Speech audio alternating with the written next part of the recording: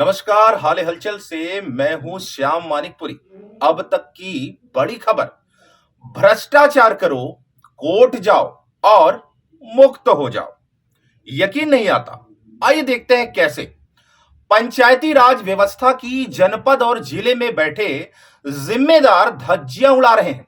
पहले भ्रष्टाचार का सिस्टम बताया जाता है, जिले से जनपद होते हुए पंचायतों में राशि पहुंचती है, फिर कमीशन के लाखों रुपए वापस आते हैं। शिकायत होती है तो फिर जांच, फिर स्टे, फिर बहाली। इतने में वसूली से ध्यान भटक जाता है।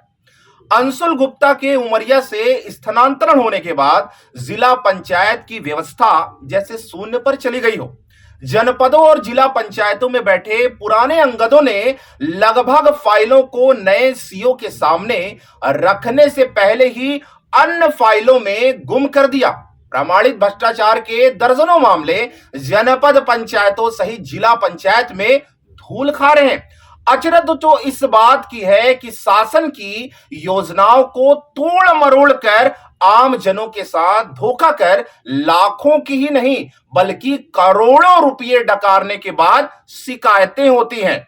अलबत्ता अधिकांशतः मामले तो जांच तक नहीं पहुंचते, जो पहुंचते भी हैं तो निष्कर्ष से दूर हो जाते हैं। यदा कदा निष्कर्ष के बाद कार्रवाई और वसूली के आदेश होते हैं तो आरोपी कानून की पेचदागियों का फायदा उठाकर न्यायालय चले जाते हैं। ऐसा एक मामला मानपुर जनपद पंचायत मुख्यालय की मानपुर पंचायत का है, जहां पूर्व सरपंच पर 2 करोड़ रुपए से अधिक की राशि के गबन का आरोप प्रमाणित हुआ, लेकिन माननीय उच्च न्यायालय चले गए। वहां से राहत तो नहीं मिली, लेकिन मिले दिशा निर्देशों को जिला पंचायत में बैठे भ्रष्ट राजाओं ने वरिष्ठ अधिकारियों की आंखों में काली पट्टी बांधी और वसूली व कार्यवाही की जगह फाइल कहीं दबा दी गई। मानपुर जनपद पंचायत पूर्व में भी अपने कारनामों के चलते सुर्खियों में रही है। जनपद की मुख्यालय की ही ग्राम पंचायत में सरपंच शारदा गौतम के द्वारा पंचायत में समस्त कार्यों में धांधलेबाजी कर अपने पंच उप सरपंच के नाम फर्जी बिल लगवाकर राशि का गबन करने अथवा फर्जी मस्टर तैयार कर फर्जी तरीके से मस्टर जनरेट कर फर्जी तरीके से राशि भुगतान करने अथवा समस्त कार्यों का सही मूल्यांकन न कराने अथवा शासकीय राशि का दुरुपयोग कर गबन करने के संबंध में 18 नवंबर 2019 को संभागायुक्त कार्यालय में शिकायत की गई थी।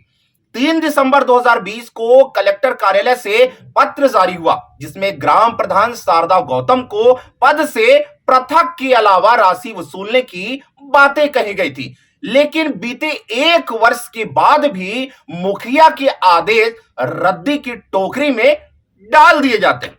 ग्राम पंचायत मानपुर सरपंच शारदा गौतम के बारे में शिकायतकर्ता ने बताया कि कथित सरपंच प्रभावशाली व्यक्ति है, जो छोटे कर्मचारियों या अधिकारियों को राजनीतिक प्रभाव में लेकर दबाव डालकर शिकायती आवेदनों को ठंडे बस्ते में डलवा देता है। शिकायतकर्ता ने दी शिकायत में उल्लेख किया है कि कथित सरपंच के द्वारा जितने भी ग्राम पंचायत अंतर्गत कार्य कराया गया है, उनका सही मूल्यांकन नहीं कराया गया। कथित सरपंच कांग्रेसी नेता है, कांग्रेसियों पर जिला पंचायत अध्यक्ष से दबाव बनाकर कागजों को दबवा देता है और शिकायतकर्ताओं को कहता रहता है, जहां शिकायत करना है वहां शिकायत कर दो। शिकायत में उल्लेख किया गया है कि उप सरपंच राजनारायण भट्ट की firm Siddhi Vinayak enterprises main market proprietor Rajnarayan Bhatt के नाम से अपनी पंचायत मानपुर में फर्जी सामग्री का बिल लगवाकर लाखों का भुगतान कराया गया, जबकि मेन मार्केट में वह अन्य कहीं उक्त फर्म व दुकान नहीं है। सूत्रों की माने तो कथित सरपंच द्वारा क्षेत्र में जमीन की दलाली की जाती है। रजिस्ट्रार सहित राजस्व के कई कर्मचारियों से साठ गांठ कर कथित उप सरपंच द्वारा जमीन की बिक्री करवाई जाती है। साथ ही जमीन बिकने के बाद नामांतरण को लेकर लोग चक्कर लगाते रहते हैं। जानकारों का यह भी कहना है कि शारदा प्रसाद गौतम मूलतः मानपुर जनपद के शाखी बिरछिया के रहने वाले हैं। लगभग 1 दशक पूर्व वहां खेती बाड़ी किया करते थे।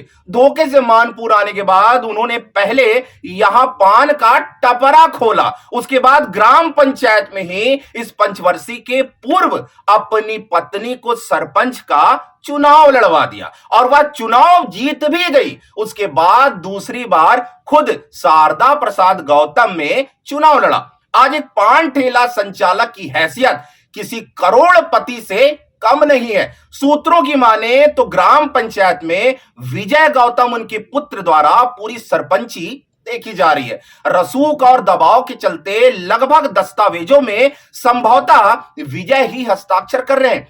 लोगों का तो यह भी कहना है कि अगर आर्थिक अपराध शाखा सहित जिले में बैठे जिम्मेदार कथित व्यक्ति की संपत्ति की जांच कराएं तो सरपंच द्वारा किए गए विकास की ढोल की पोल खुलकर सामने आ सकती है। मध्य प्रदेश पंचायत राज एवं ग्राम स्वराज अधिनियम 1993 पर यदि नजर डालें तो उक्त अधिनियम के पृष्ठ क्रमांक 189 में धारा 69 के अंतर्गत अध्याय 8 में इस बात का स्पष्ट उल्लेख किया गया है कि त्रिस्तरीय पंचायती राज व्यवस्था के अंतर्गत कार्यरत कर्मचारी और जनप्रतिनिधियों के नातेदार किसी भी प्रकार का लाभ वाला कार्य नहीं करेंगे। अधिनियम अंतर्गत धारा 40 में ऐसा करने पर जो प्रावधान दिए गए हैं उसमें शासकीय सेवकों व जनप्रतिनिधियों को पद से पृथक करने के अलावा राशि की वसूली के साथ चुने हुए प्रतिनिधियों को 6 वर्ष के लिए चुनाव लड़ने से वंचित करने के प्रावधान है। अपने क्षेत्र व आसपास की खबरों के साथ हमसे जुड़ने के लिए आप हमें 8818814739 एवं 7223978461 पर कॉल या व्हाट्सएप पर मैसेज कर सकते हैं। YouTube पर हमें देखने के लिए फिलहाल हाल हलचल को सब्सक्राइब करने के साथ वीडियो को लाइक करें और कमेंट्स बॉक्स में अपनी राय जरूर दें। हमें आपके सुझाव व आपसे मिलने वाली खबरों का इंतजार रहेगा।